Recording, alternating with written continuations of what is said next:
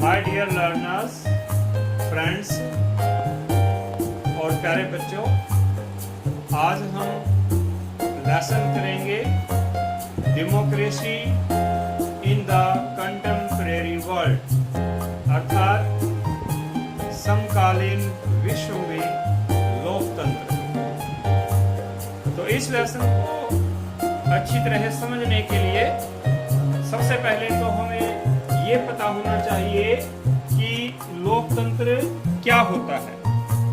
तो लोकतंत्र क्या होता है, तो जैसे कि इसके नाम से ही पता चलता है कि लोगों के शासन का तंत्र, अर्थात लोकतंत्र एक ऐसा शासन होता है जिसमें जन कल्याणकारी नीतियां होती है और यह लोगों का भी शासन होता है, लोगों में से ही होता है, लोगों के द्वारा ही सरकार बनाई जाती है और लोगों के लिए ही बनाई जाती है। इसके बाद हमारे सामने आता है कि गठबंधन सरकार क्या होती है। तो गठबंधन सरकार भी समझना जरूरी है। तो गठबंधन सरकार यदि किसी भी राजनीतिक पार्टी का स्पष्ट रूप से बहुमत नहीं आता है, तो ऐसी स्थिति में ऐसी राजनीतिक पार्टी, ऐसा राजनीतिक दल जिसके पास सबसे ज्यादा बहुमत होता है, सबसे ज्यादा मत होते हैं, वह अन्य पार्टियों को अपने साथ गठबंधन करके गठबंधन सरकार का निर्माण करता है। तो यदि हम इस लेसन की बात करें कि समकालीन विश्व में लोकतंत्र की स्थापना कैसे हुई, तो हमारे सामने सबसे पहले हम चिली एक देश है, जैसे कि ये जो है दक्षिणी अमेरिका महाद्वीप है, तो दक्षिणी अमेरिका महाद्वीप का एक देश है चिली। तो ये जो है रेखीय देश है, अर्थात लंबाई में है, चिली महाद्वीप चिली देश है। तो इसमें कैसे लोकतंत्र के बाद सैनिक विद्रोह, तानाशाही शासन स्थापित हुआ और उसके बाद दोबारा से फिर बहुत लंबे अंतराल के बाद कैसे लोकतंत्र की स्थापना हुई, उसकी कहानी। तो इस लेसन के शुरुआत में सबसे पहले एल साल्वाडोर अलिंदे के भाषण की कुछ पंक्तियां दी गई हैं।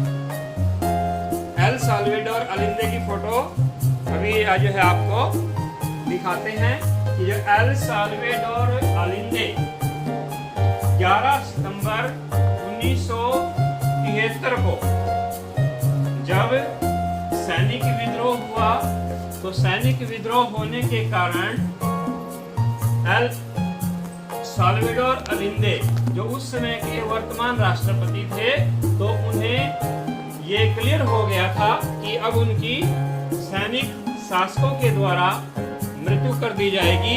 तो इसलिए उन्होंने यह भाषण दिया था कि और विशेष रूप से मजदूर वर्ग है उनको संबोधन किया था कि मेरा जो बलिदान है वह व्यर्थ नहीं जाएगा। यह अंधकार में जो शासन है, जो महा अपराध का समय है, जो बुरा समय है, यह अंधकार का जो समय है, यह नहीं रहेगा। एक दिन यह छट जाएगा, एक दिन चिली की जनता इसको दूर करेगी और दोबारा से लोकतंत्र की स्थापना करेगी। तो शुरुआत में एल साल्वाडोर अलिंदे के भाषण के ये कुछ अंश जो है इसमें दिए गए हैं।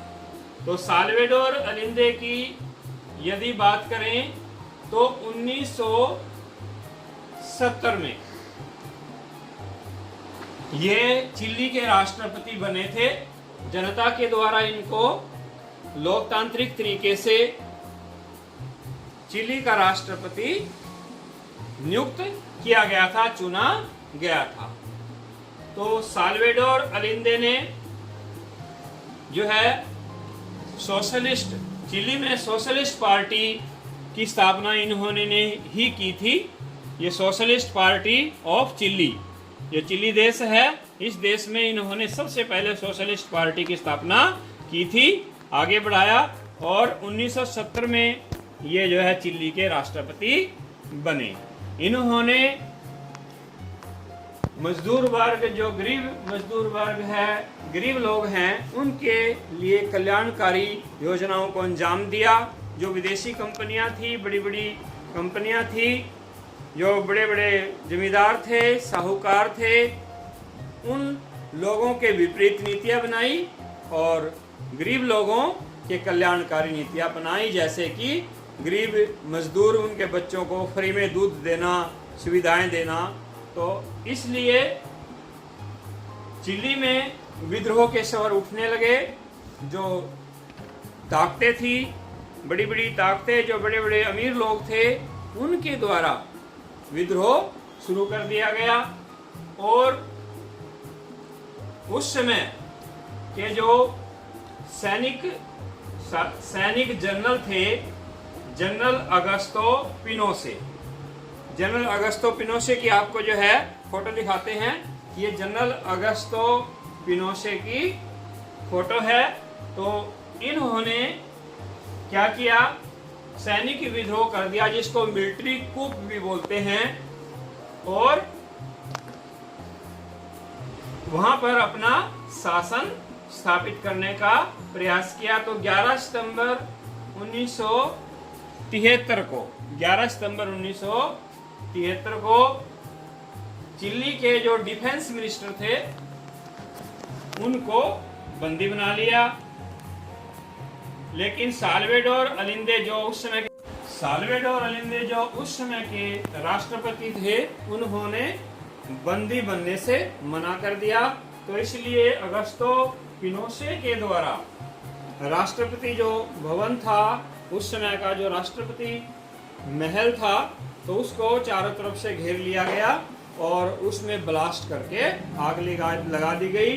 तो इस प्रकार से साल्वाडोर अलिंदे जो है, उनकी मृत्यु हो गई। तो इस प्रकार से चिली के अंदर सैनिक तानाशाह शासक के रूप में जनरल अगस्तो ने अत्याचार करने शुरू कर दिए और उन्होंने विद्रोह के समय जो एयरफोर्स के कमांडर थे, एयरफोर्स के जनरल थे अल्बर्टो बेसेल्ट को मौत के घाट उतार दिया। और इनकी एयरफोर्स में जो अन्य बड़े बड़े ऑफिसर थे, जिन्होंने सैनिक विद्रोह में साथ देने से मना कर दिया था, और भी बहुत से बड़े बड़े ऑफिसर्स को जनरल अगस्तो ने मौत के घाट उतार दिया। तो ऐसे ही 3000 लोगों को लापता कर दिया गया, 3000 लोगों की मृत्यु कर दी गई और असंख्य लोग जिनकी गिनती नहीं हो सकती थी गायब कर दिए गए, उनका कोई सुराग नहीं लगा। तो इस प्रकार से चिली में सैनिक तानाशाह, अंधकार में और बहुत बुरे जो कड़वे अनुभव थे वो लगातार चलते रहे और जनरल अगस्तो पिनोसे ने 17 वर्ष तक इस प्रकार से शासन किया।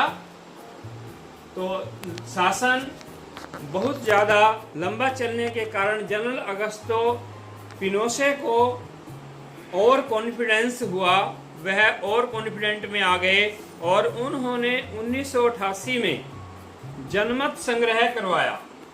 जनमत संग्रह मतलब कि किसी देश में यदि किसी विषय पर किसी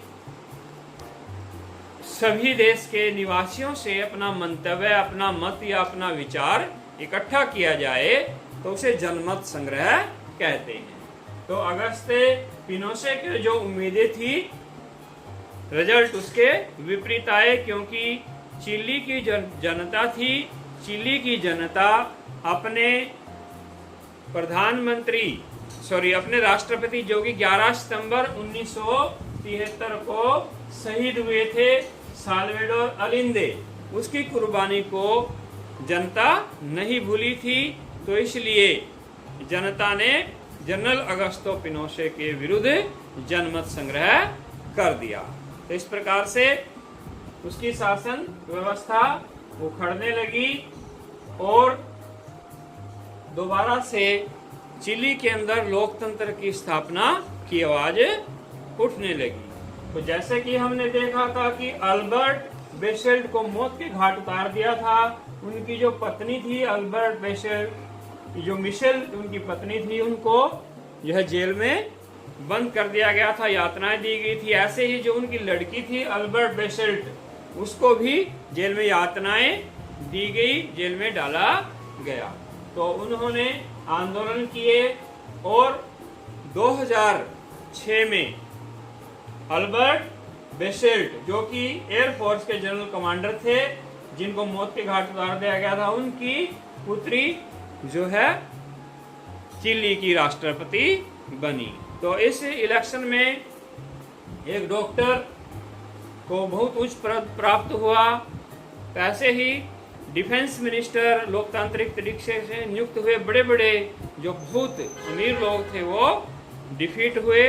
इस प्रकार से दोबारा से चिली देश में लोकतंत्र की स्थापना हुई। अंधकार में का जो शासन था वह समाप्त हुआ। भय, डरावना, डरपोकपन का जो माहौल था वह सारा समाप्त हो गया और दोबारा से चिली में लोकतंत्र की स्थापना हो गई। तो माय डियर लर्नर्स, यदि आपको मेरा लेक्चर अच्छा लगा है तो शेयर करें, सब्सक्राइब करें, लाइक करें और आगे भी आपको एक से एक जो है वैल्यूएबल अच्छी से अच्छी वीडियो आपके लिए बनाई जाएंगी। Thank you very much.